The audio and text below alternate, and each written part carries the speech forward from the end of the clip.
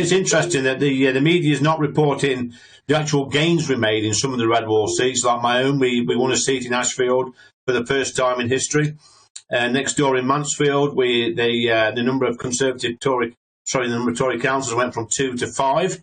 That's a massive increase. And now the official opposition in Mansfield, on Mansfield Council, and over in Bassetlaw, I think we're getting 2 or 3 Tory councillors as well. So, it's not this picture that we're seeing. Yes, it's an awful sight on Friday, seeing over 1,000 councillors losing their jobs, obviously. But in some of the red wall areas like mine, we've actually made gains. So that encourages me. And I've always said, Patrick, that a lot of the red wall voters are working class voters, if you like, voted Conservative for the first time in 2019. 3 reasons, really: Boris, Brexit and Jeremy Corbyn. They're looking for an excuse to vote for us again. And if we get things right over the next year or so, then they will vote for us again. So I'm quietly confident that in areas like mine, we'll retain these seats. I get that, but I mean, I'm looking at other areas, though, like Stoke-on-Trent, Jonathan Gullis's area. He's another regular on this channel. They were obliterated, really, it's fair to say. And I just wonder whether or not it is now because the Tories are losing them as opposed to Labour offering something in particular. And I just wonder whether or not, Lee, it is more of a question of competence and trust, because the big one, stop the boat, that's not happening. It's not. I mean, you're quite right. I think you're half right there, Patrick. I think people are fed up, not just with the main political parties. They're fed up, full stop. I mean, look at the turnout at the local elections last week in some parts of Ashfield, just 20%. I think you're lucky anywhere in the country to find over 30%. So 70% of the actual electorate are not going out to vote. So they're a little bit fed up. And you're quite right about the small votes.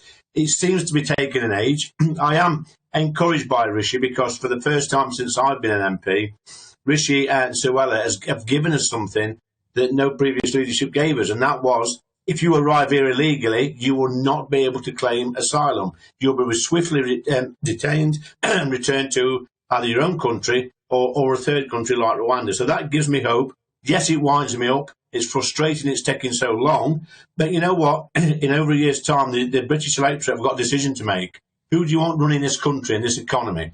Do you want Rishi and Jeremy Hunt, or Sir Keir and Angela Rayner? And I think once people go into the ballot box and look at those names on the paper, they'll make the right decision. Yeah, but I think you can fit a Rizzler paper between the kind of economics, to be honest with you, at the moment, depressingly, from what's coming out at Jeremy Hunt's mouth and what may well come out of the Labour Party's mouth. And at the moment, the Labour Party's obviously got rid of Jeremy Corbyn in the kind of wacky magic grandpa element of it, which I think turned a lot of people off, especially in the north of England, right? It just did. So you've not got that now. So if they're looking at it and thinking, well, neither party is going to make me richer at the next election, I am not going to be able to say that voting Tory is going to make me richer, then they might as well just go and do what their dad did and their granddad did and just vote Labour.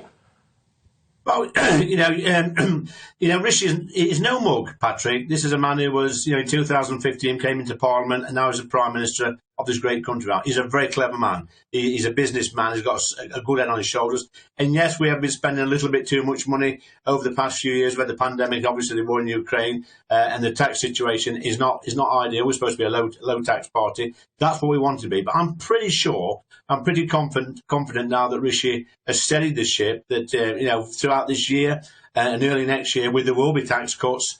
We will be selling the Conservative dream to the great British people. And then what is that dream, Lee? Lee, just sell it now. Just sell it now. All right. I want to talk directly to working class people, not just in the north of England, but this is where the Red Wall gets a lot of coverage, right? But working class people everywhere who voted for you at the last election, who have just gone out and voted Labour in the local elections, or dare I say it, even Lib Dem or Green in some cases. I mean, that was like the ultimate protest vote, wasn't it? Sell the Tory dream to those people.